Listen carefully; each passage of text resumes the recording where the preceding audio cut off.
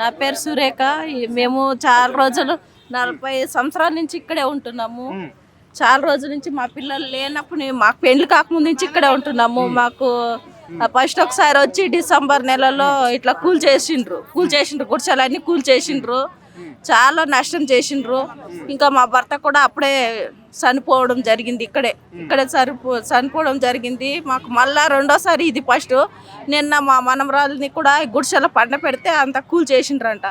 ఒక పాపనేమో ఇట్లా ఇసురేసిండ్రంట. ఆ పాపకు దెబ్బ తాకింది. మా కోడళ్ళు ఇద్దరు పండుకుంటే వాళ్ళకి దెబ్బ తాకింది. వాళ్ళు హాస్పిటల్కి వెళ్ళిండ్రు. మాకు ఇక్కడ 60 గజాలు కావాలి ఇల్లులు. రేవంత్ సార్ మాకు న్యాయం జరిగేలాగా సహాయం చేయాలని మేము కోరుకుంటున్నాం. అమ్మ నీ పేరు ఏంది పరిస్థితి, ఏం జరిగింది ఇక్కడ? మాకైతే నిన్న కొంతమంది మీటింగ్కి వెళ్ళారు. మేము ఎస్టీ వాళ్ళం. మేము ఇక్కడ 10 మంది దాకా ఉంటాం. మేము ఎస్టీ వాళ్ళము. అయితే అందరు కలిసి మీటింగ్కి వెళ్ళారు. మీటింగ్కి వెళ్తే అందరు వచ్చి దాడులు చేసిండ్రు మా మీద. కొట్టడము, అందరినీ బెదిరించడము, అందరినీ ఇట్లా చేస్తే ఇక్కడ దాకా వచ్చేసినాం. రోడ్ ఆపేస్తే అందరు వచ్చి వాళ్ళని బెదిరిస్తే వాళ్ళు రిటర్న్ పోయి మళ్ళీ మేము పోయి దాడి చేస్తే వాళ్ళు పట్టుకొచ్చి ఇక్కడ రూమ్లో వేసిండ్రు. ఇక్కడ రూమ్ ఉంటే దాంట్లో వేస్తే పోలీసు వాళ్ళు వచ్చారు. పోలీసు వాళ్ళు వచ్చి వాళ్ళకి కొట్టకుండా వేసుకుపోయిండ్రు స్టేషన్కి వెళ్ళిపోతే అందరు పోయి ఆడ కంప్లైంట్ వచ్చేసిండ్రు. పోలీసు వాళ్ళు ఏమన్నారు మీరు కంప్లైంట్ చేస్తే? పోలీసు వాళ్ళు అందరు పోయి మేము పోలేము, ఆడవాళ్ళము, మొగలు పోయిండ్రు. పోయి వాళ్ళు ఏమేమి చెప్పారో తెలియదు. కంప్లైంట్ వచ్చారు. నా పేరు పుష్ప. నిన్న మాకు ఇది 2 వారాల సంధి జరుగుతుంది. దాడిలు అయితే మా మీద ఫస్ట్ సారి ఇట్లా దౌర్జన్యంగా వచ్చి తెల్లారంగా ఫస్ట్ సారి ఇట్లనే కూలగొట్టారు. ఇట్లనే రోడ్డు మీదనే పడ్డాం మేము. ఈసారి కూడా అట్లనే రోడ్డు మీదనే పడ్డాం మేము. మాకు ఎవరు సాయం చేస్తున్నారు. అప్పుడు ఈ ప్రభుత్వం వచ్చిన ప్రభుత్వం కూడా మాకు న్యాయం చేస్తామని చెప్పింది. ఆ ప్రభుత్వం కూడా ఇప్పుడు ఎక్కడ పోయిందో మాకు తెలుసులేదు. మాకు న్యాయం కావాలని కోరుకుంటున్నాం. మొన్న నేనైతే మా వాళ్ళంతా మీటింగ్కి వెళ్ళారు. నేను నా పిల్లల్ని పెట్టుకుని ఇంట్లోనే ఉన్నా.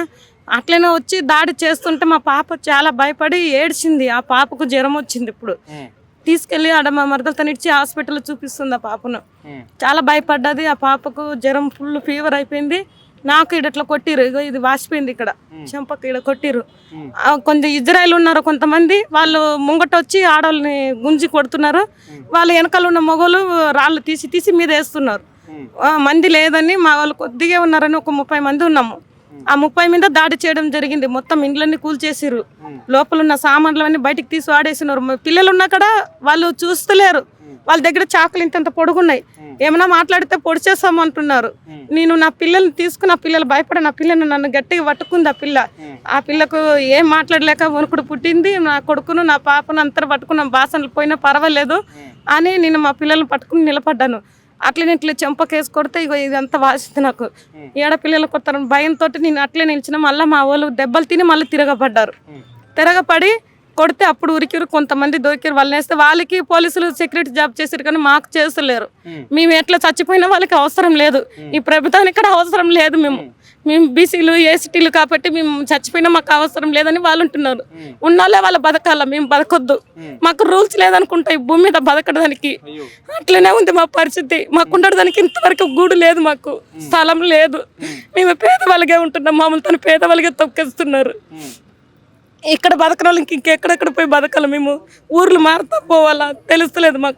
మాకు న్యాయం చేయమని సీఎం మాకు వచ్చి దిగి వస్తే న్యాయం చేస్తాడని మేము కోరుకుంటున్నాము. మాకు ఇందిరమ్మలు కట్టిస్తారు. ఎట్లా వాకదానం ఇచ్చింది అట్లా మాకు ఇందిరమ్మలు కట్టిస్తే మేము రుణపడి ఉంటాం. వాళ్ళకి మాకు సహాయం చేయమని అదే కోరుకుంటున్నాం. ఇంకేం కోరుకోవట్లేదు మేము. ఇది పరిస్థితి. అంటే ఈ బస్తీకి సంబంధించిన వాళ్ళది మాత్రము ఇట్లా ఉంది. అంటే ఇక్కడ దాదాపుగా 15 రోజుల నుంచి కూడా వీళ్ళు ఇక్కడనే దీక్ష చేయడం అనేది అయితే జరుగుతుంది. ఇక్కడ మనం చూస్తున్నాం కదా, సీఎం రావాలి అని చెప్పేసి కూడా ఇక్కడ వాళ్ళు బ్యానర్ కట్టుకొని ఉన్నారు. అంటే ఎందుకంటే ఇక్కడ ముఖ్యమంత్రి అయిన గతంలో పీసీసీగా ఉన్నప్పుడు ఇలా వాగ్దానం కూడా చేశాడు. అంటే నేను అధికారంలోకి రాగానే మీకు ఇందిరమ్మ ఇండ్లు కట్టిస్తా అని చెప్పేసి.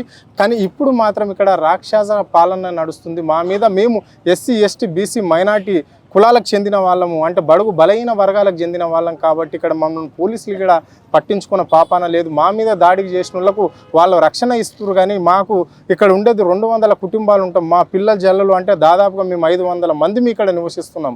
అంటే ఈ బస్తీకి సంబంధించి వాళ్లకు మా మీద ఎవరైతే దాడికైతే పాటుపడ్డారో వాళ్ళని మాత్రం కాపాడే కోణంలో ప్రభుత్వం ఆలోచిస్తున్నది, ఇక్కడ పోలీస్ యంత్రాంగం ఆలోచిస్తున్నది. మరి ఆదేశాలు ఎక్కడి నుంచి వస్తున్నాయో మాకు అంతు పట్టడం లేదు, కానీ మా మీద అయితే దాడులు నిరంతరం జరుగుతున్నాయి. అయినప్పటికీ ఇక్కడ కొంతమంది మాత్రం పెద్ద మనసుతోని పార్టీలకు అతీతంగా వచ్చి మనం పరామర్శిస్తున్నారు తప్ప కానీ గవర్నమెంట్ నుంచి కానీ మాకు ఎలాంటి బెనిఫిట్స్ అనేది మాకు లేదు. ఇంత జరిగినా కానీ ఇక్కడ మాకు ఒక ఎమ్మెల్యే, ఇక్కడ స్థానిక ఎమ్మెల్యే కూడా మమ్మల్ని నచ్చి ఇక్కడ మాతో కలిసి మాట్లాడిన పాపాన లేదు అని చెప్పేసి కూడా వాళ్ళు చెప్తున్నారు. ఇంత చూస్తున్నాం కదా, కొంతమంది కాళ్ళు ఫ్రాక్చర్ అయినాయి, కొంతమందికి చేతులు ఫ్రాక్చర్ అయినాయి.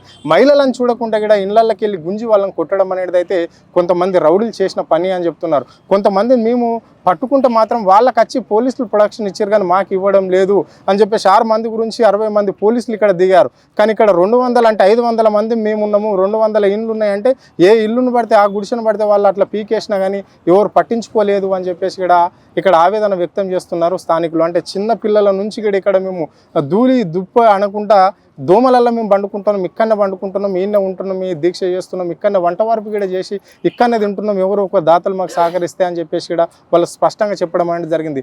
మీరు ప్రజాప్రభుత్వం అంటున్నారు సీఎం గారు, అంటే ఇలాంటి ప్రజలను, ఇలాంటి పేదవాళ్ళను, అంటే బడుగు బలహీన వర్గాలతోటి ఓట్లు వేస్తే గెలిచినామని చెప్పారు. కానీ మరి వీళ్ళు బడుగు బలహీన వర్గాలు, ఒక మహిళ చెప్తున్నది అంటే మేము ఈ భూమి మీద బతికే అధికారం మాకు లేదా, బడుగు బలహీన వర్గాలకు ఉండేదా, అంటే ఇక్కడ మేము తెలంగాణలో బతకద్దా అనే స్థాయికి మమ్మల్ని తెచ్చిరు అని చెప్పేసి గతంలో ఎప్పుడో భూమి కోసం భుక్తి కోసం పోరాటాలు చూసినాం, కానీ ఇప్పుడు ప్రత్యేక తెలంగాణ కూడా ఇలాంటి పోరాటం మనం ఇప్పుడే చూస్తున్నాం అని చెప్పేసి ఇక్కడ అనుకుంటున్నాం. మరి ఇది కాస్ట్లీ ఏరియా కావచ్చు, అంటే దాదాపుగా ఇక్కడ భూమి ఎకరా అంటే 1,50 లక్షలు పోతుండొచ్చు. మరి అట్లనన్నా చెప్పాలి కదా, వాళ్ళకు క్లారిటీగా చెప్తే అయిపోతుంది కదా. మీరు ఇక్కడికి వెళ్ళి ఖాళీ చేస్తే మేము ఇది ఎవరికో ప్రభుత్వము ఎవరికో ప్రైవేటుకు కట్టబెట్టే ప్రయత్నం చేస్తూ ఉన్నది అని చెప్పేసి కూడా కొంతమంది చెప్తున్నారు. కానీ మరి వాళ్ళు ఎక్కడ పోవాలి, ఇక్కడనే దాదాపుగా అంటే వాళ్ళ ఆనవాళ్ళు కూడా ఇక్కడనే ఉన్నాయి అంటున్నారు, వాళ్ళ సమాధులు కూడా ఈయనే ఉన్నాయి.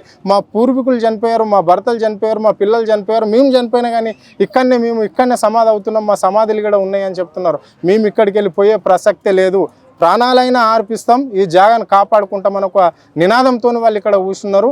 కాబట్టి ఈ ఉద్యమం ఇంకా యాందాకైనా పోవడానికి మేము సిద్ధంగా ఉన్నాం, కానీ జాగా కాల్ చేసే ప్రసక్తే లేదు అని చెప్తున్నారు. ఎంతమంది గుండెలు వచ్చినా, ఎంతమంది రౌడీలు వచ్చినా, ఎంతమంది నాయకులు వచ్చినా ఇక్కడ నుంచి జరిగేదే లేదని చెప్తున్నారు. ఇది ఇక్కడ ఉన్న అప్డేట్స్. కెమెరా పర్సన్ రవితో, హరుణ్, ఆద్య టీవీ, హైదరాబాద్.